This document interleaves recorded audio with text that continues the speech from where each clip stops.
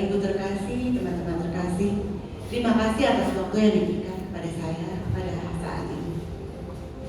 Perkenalkan, nama saya Syufang. Saya ingin menceritakan cinta Tuhan di dalam hidup saya dengan segala kemurahannya. Berawal dari bulan Maret 2020, saya menjalankan operasi angkat payudara yang kanan.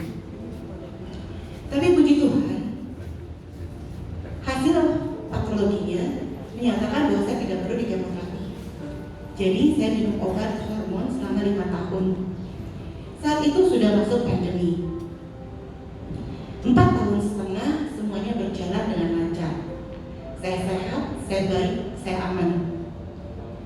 Sampai bulan Agustus tahun lalu 2024, hasil CT scan saya dinyatakan bahwa ginjal kiri saya setengahnya sudah ditutupi oleh tumor. Akhirnya, tanggal 28 November 2024 saya kembali dioperasi untuk diangkat ginjal kiri saya. Sambil menunggu patologi Januari 2020. 25 ya, Januari 2025. Hasilnya, jenis kanker yang ada di payudara dengan jenis kanker yang ada di ginjal saya adalah berbeda. Jadi ada 2 jenis kanker di dalam tubuh saya. Itu adalah langka dan juga beresiko tinggi. Jujur saya takut. Tapi bukan itu aja kejutannya. Saat CT scan pasca operasi, dinyatakan bahwa ginjal kiri saya memang sudah hilang, sudah tidak ada lagi. Tapi di sekitar ginjal itu ada 3 titik tumor berdiameter 1,5, 1,6 dan 1,7 cm.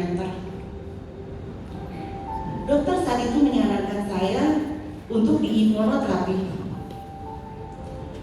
yang harganya 60 juta per 3 minggu selama 2 tahun. Bapak Ibu tolong kaliin sendiri ya berapa jumlahnya. Saya bilang, dok, saya tidak punya uang sebesar itu. Habis gimana dong? Kalau imunoterapi kamu gak bisa jalanin, ada cara lain gak? Akhirnya dokter mengajarkan dengan BPJS saya di kemoterapi. Saat itu dalam kondisi yang terendah, saya takut dan saya tidak mampu berdoa. Tapi bersyukur saya punya sahabat, punya adik yang begitu baik sama saya, Julius dan Mimi, yang selalu setia mendoakan saya di doa syafaat PDPKK Katedral. Itu yang menguatkan saya, menopang saya hingga saya mampu berdiri di sini saat ini. Terima kasih PDPKK Katedral. Dalam keadaan takut dan bingung, gak tahu mau diobatinnya dengan cara apa, saya mengambil jalan mundur dan saya kabur. Saya pergi ke Jakarta. Saya tinggal di apartemen kami di Ancol. Setiap hari, ini pemandangan saya dari balkon ya. Setiap hari kalau pintu balkon saya dibuka, saya hanya mendengar suara teriakan orang-orang yang main di Dufan. Dan itu juga teriakan hati saya kepada Tuhan. Saat saya lihat ke kiri, itu marina, tempat parkir kapal-kapal yang suka nganter abu jenazah ke tengah laut Ancol. Saya juga bertanya kepada Tuhan, Tuhan, apakah saya akan cepat berpulang seperti ini?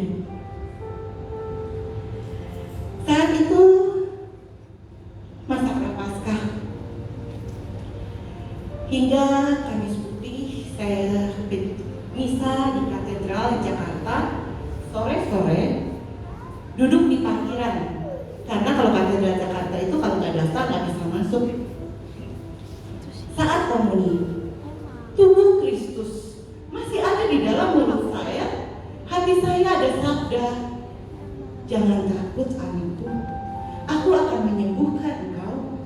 bersaksilah dalam nama Kristus.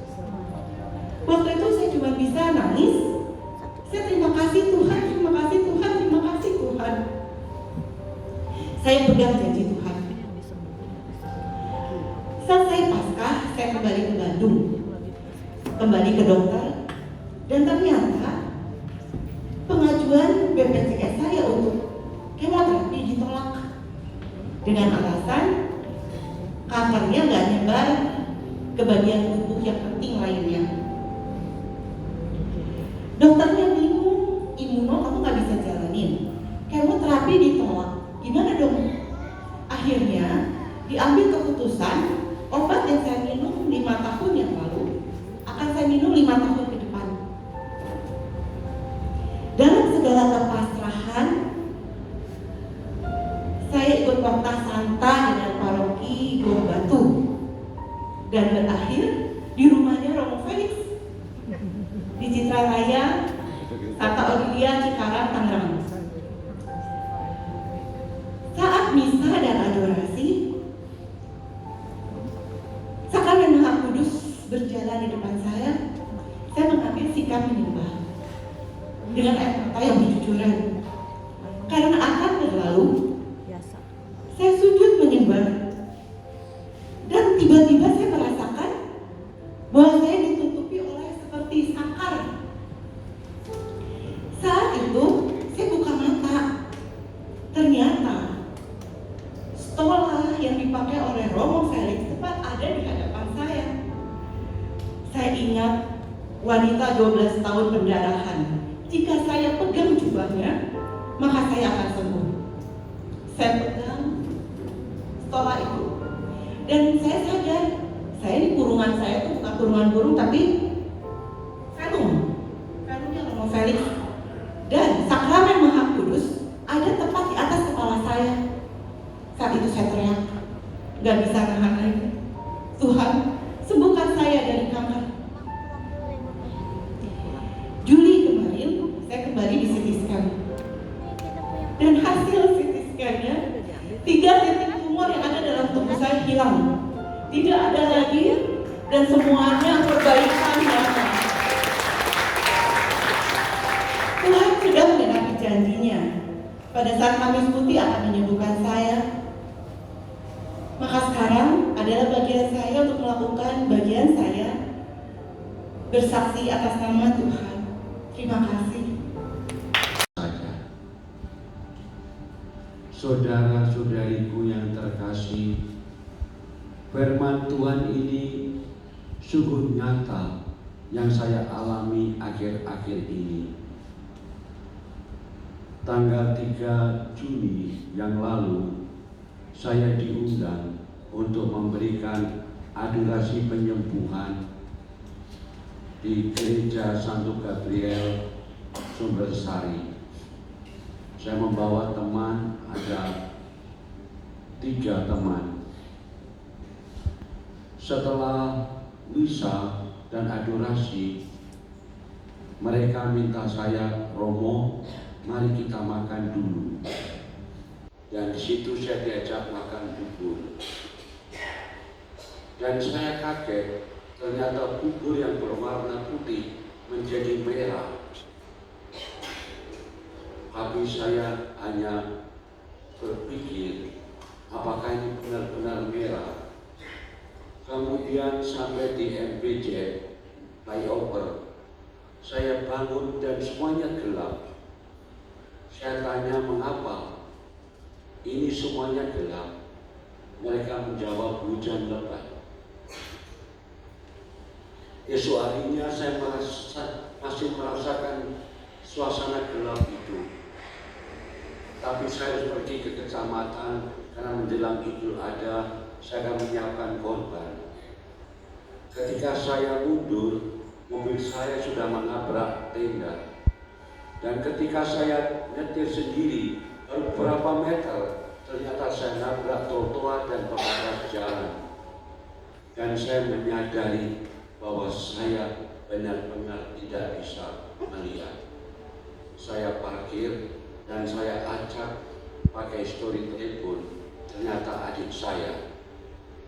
Dan saat itu saya mengalami kesepian yang luar biasa dan ketakutan di pinggir jalan. Adik saya telepon banyak orang yang mereka tidak menemukan saya. Tetapi di dalam keheningan itu saya mendengar Yesus berkata dari Markus 5 ayat 36, jangan takut, percaya saja. Jangan takut, percaya saja. Amin Tuhan. Ternyata tidak lama kemudian beberapa Pak Sutri datang membawa saya, sudah malam, jam 10 malam, ke Ciputra Hospital. Tapi dokter mata sudah tidak ada. Tetapi dokter yang menangani saya mengatakan Romo harus scan otak karena Romo pernah koma. Dan di situ saya mengalami mujizat yang selama ini tidak saya sadari. Ternyata di otak saya ada infak, ada kecacatan akibat penanganan yang terlambat. Tapi puji Tuhan, seharusnya saya kena stroke, tapi sampai saat ini saya sehat karena kekuatan Tuhan. Esok harinya saya dibawa ke Jakarta Eye Center, bertemu dengan Dr. Yosua. Romo scan mata, dan saat itu saya kaget.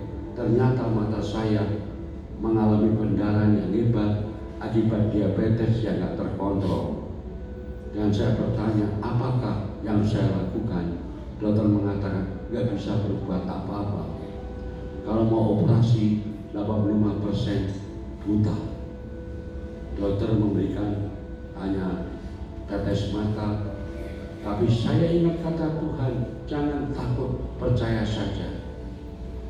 Saya pulang dan saya diingatkan di saat ziarah ke Holido, ada seorang ibu memberikan kepada saya satu botol kecil air lotus yang dulu saya anggap mungkin oke, itu suci, tapi tidak banyak pengaruh dalam hidup saya. Tapi saat itu coba, jangan takut, percaya saja. Kemudian saya nyanyi lagu, aku punya Tuhan yang besar, yang telah berjanji dan sanggup menggenapi imanku, bersepakat percaya kuasanya, ku terima sekarang kemenangan darimu. Lalu saya teteskan air dari lotus itu di dalam nama Yesus yang penuh kuasa. Engkau sanggup mencelikkan mata saya. Saya buka, saya teteskan 3 kali dalam nama Bapa dan Putra dan Roh Kudus.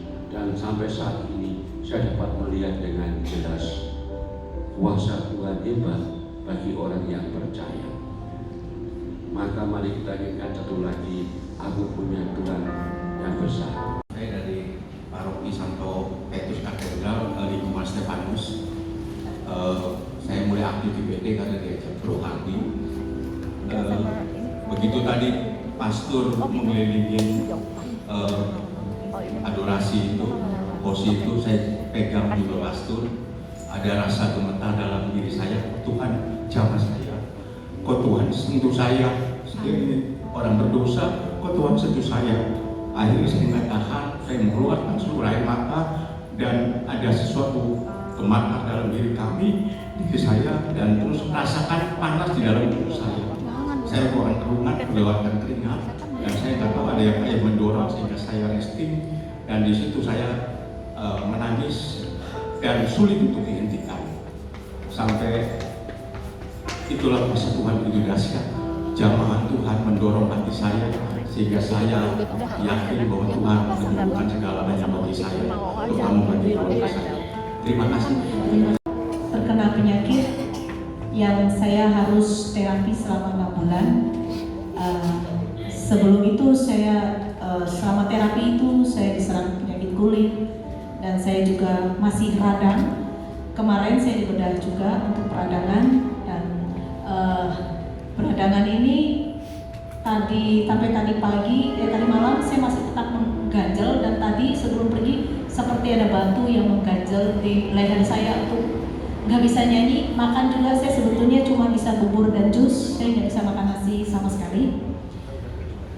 Kemarin juga saya nggak bisa bangun sama sekali juga karena sakit saya ini, tapi saya nggak tahu Tuhan menguatkan saat adorasi, dan saya merasakan jamahan tadi. Saya bisa menyelesaikan pujian dan penyembahan ini dengan semua lagu saya menyanyikannya tanpa rasa pujian batu yang seperti mengganjal dari leher saya berhilang, dan puji Tuhan saya bisa menyanyikan semuanya untuk kemuliaan nama Tuhan. Luar biasa adorasi ini. Mungkin ada saya ikut adorasi ini bukan kebetulan. Tadi sebetulnya nggak ada rencana sama sekali, dan saya juga nggak tahu ada acara adorasi ini.